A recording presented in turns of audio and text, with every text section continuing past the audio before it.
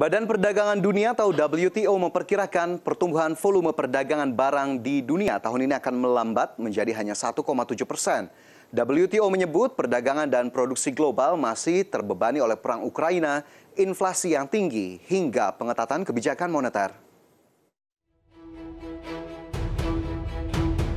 Volume perdagangan barang dunia diproyeksi akan tumbuh konservatif tahun ini. Badan Perdagangan Dunia atau WTO memperkirakan pertumbuhan volume perdagangan barang dunia tahun ini akan melambat dari semula 2,7% pada 2022 menjadi hanya 1,7%.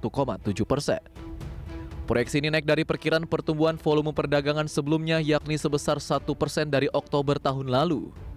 Hanya saja proyeksi pertumbuhan ini masih berada di bawah standar historis, sebab proyeksi ini berada di bawah rata-rata pertumbuhan volume perdagangan dunia sejak 2010 yakni sebesar 2,6%.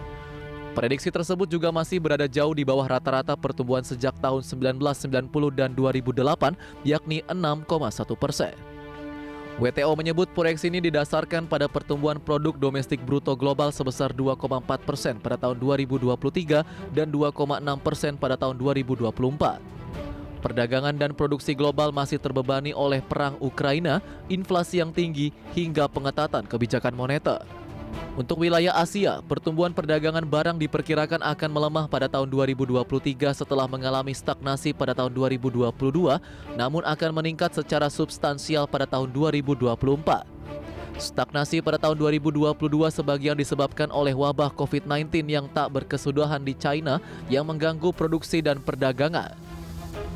Secara rinci, pertumbuhan volume ekspor barang di regional Asia akan meningkat dari 0,6% pada tahun 2022 menjadi 2,5% pada tahun 2023 dan kembali meningkat menjadi 4,7% pada tahun 2024.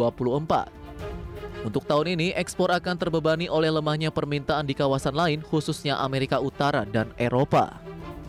WTO memperkirakan pertumbuhan perdagangan dunia akan rebound tahun depan. Perdagangan dunia akan tumbuh sebesar 3,2% pada 2024 seiring kenaikan pertumbuhan PDB menjadi 2,6%.